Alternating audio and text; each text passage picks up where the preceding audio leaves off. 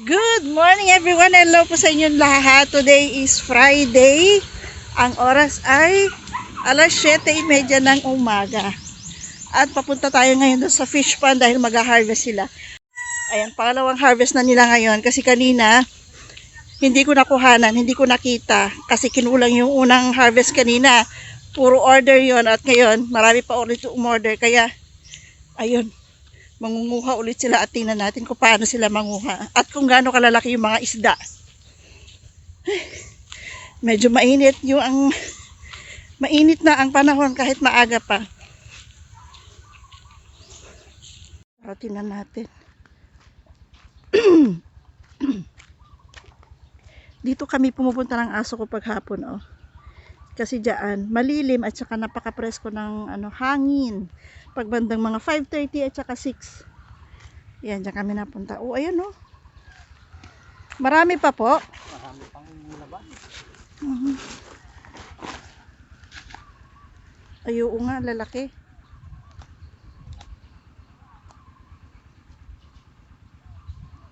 Ay, akala ko yung lumulusong pa, Sa tubig.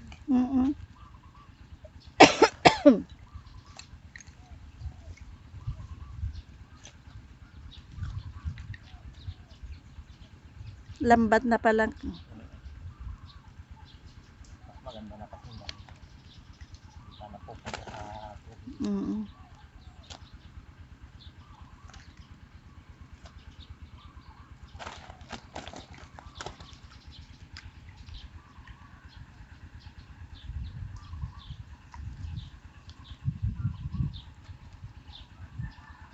Apat lang nakuha. May kuhol-kuhol pa. Ayan.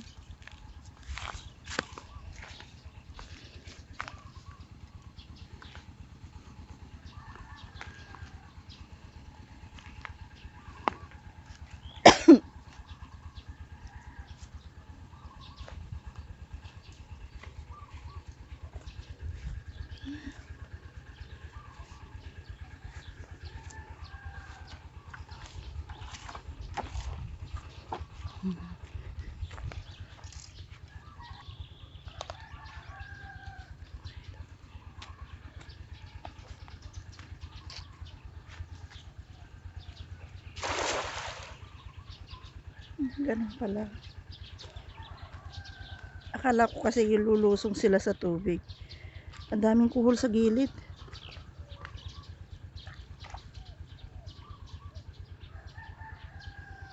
Oops. Gano'n kaya karami yan? Ayun na.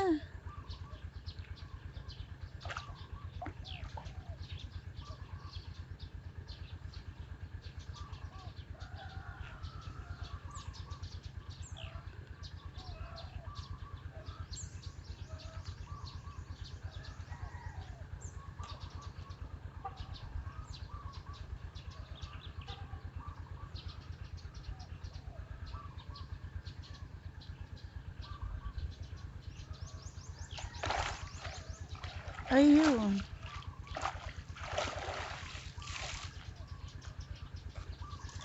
Marami manong? Mga 6 siguro, ano? Apat na naman yata.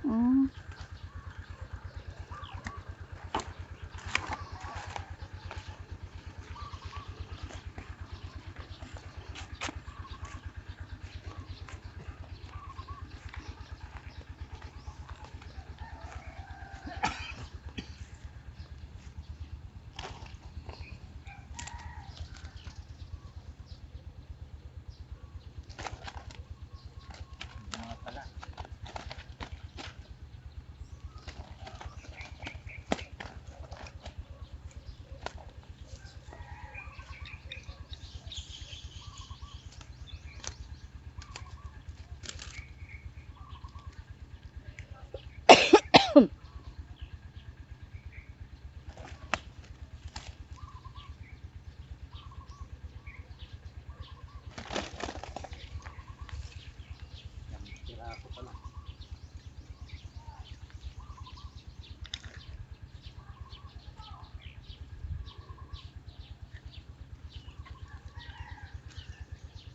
Ganun pala yun.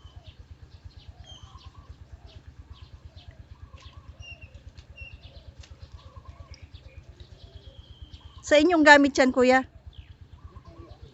Kay Uncle Boyet? Katutanda. Ah. Ito dati ginagamit mo. Mm.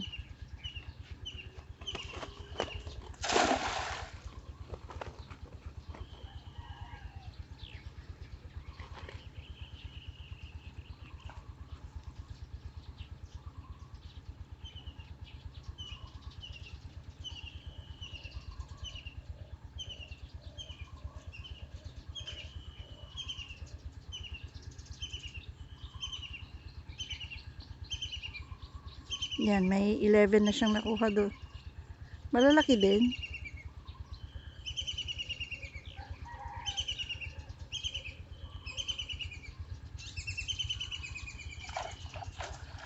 Konti lang.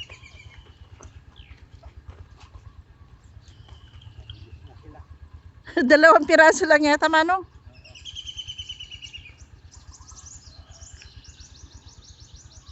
Kaninang una umaga maganda.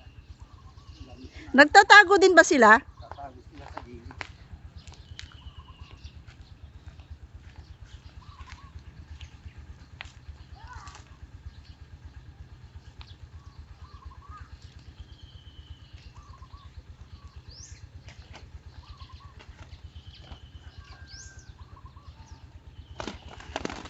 Kanina yung isang ano lang mga 3 kilo siguro.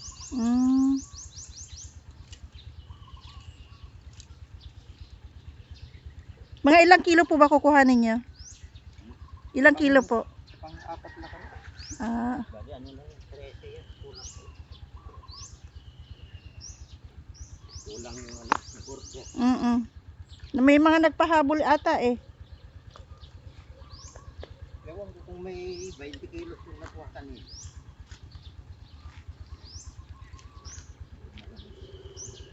Saan ka banda, kuya?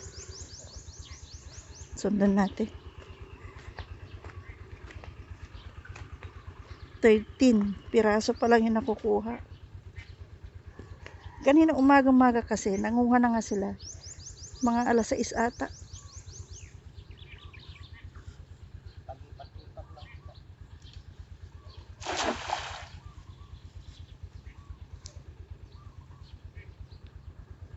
Grabe sikat ng araw ba?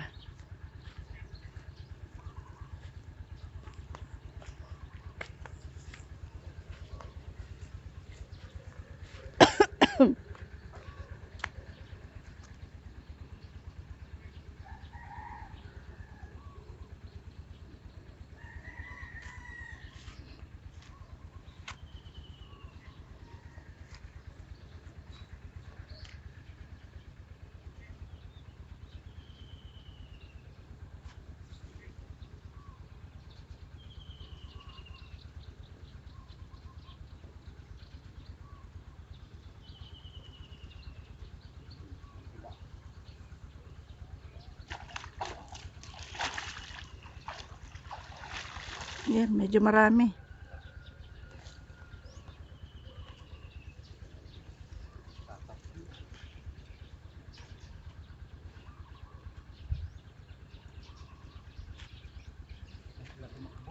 Pero maliliit na ano, kuya? Yan, tatago din pala sila.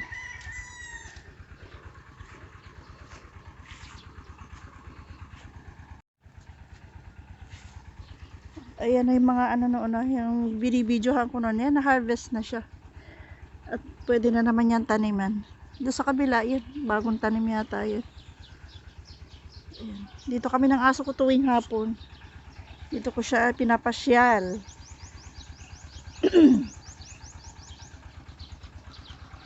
Masarap mag-picnic dito eh. Oh.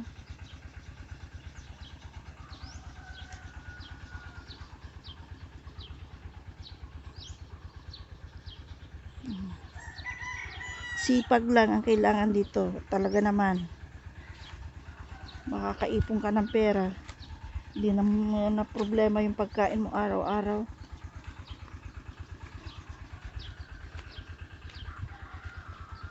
Pero pag tatamad-tamad ka, kahit nandyan na lahat yung kailangan mo, wala. Gutom pa rin abutin mo.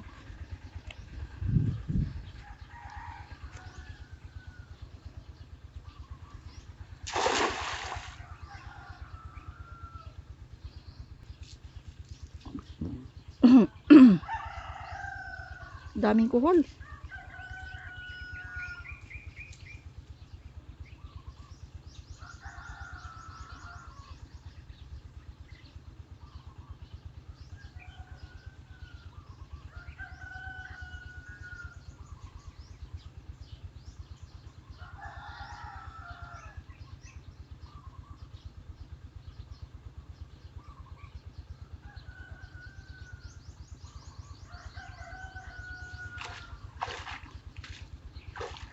Ayun, may konti. Isa. Wala na, nagtago na. Tago na yun naman. Hindi pag-aya kanina.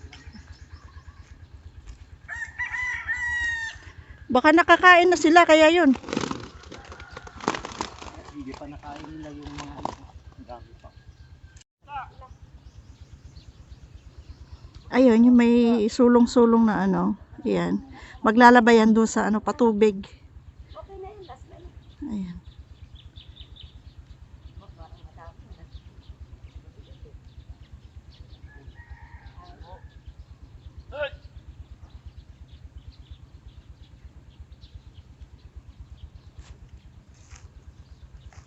Marami ante?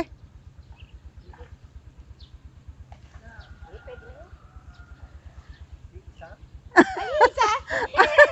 Dadagdagan pa ako lang pa 1 kilo. Ay, abot na kilo. Isa lang. Isang ganyan pasik.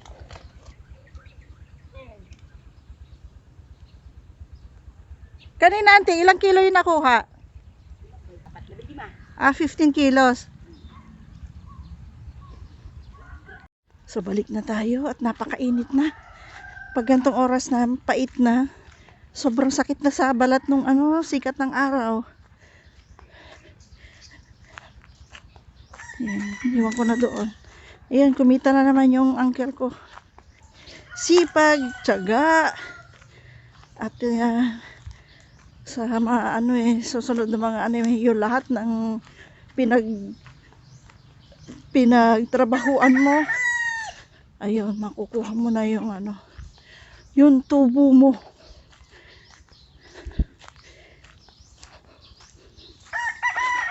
Grabe ang walisin dito, oh. Kahapon nagwalis ako, pero tingnan nyo naman, oh. Grabe. Yung medyo pahasulong itong ano, daanan, kaya hinahapo ako.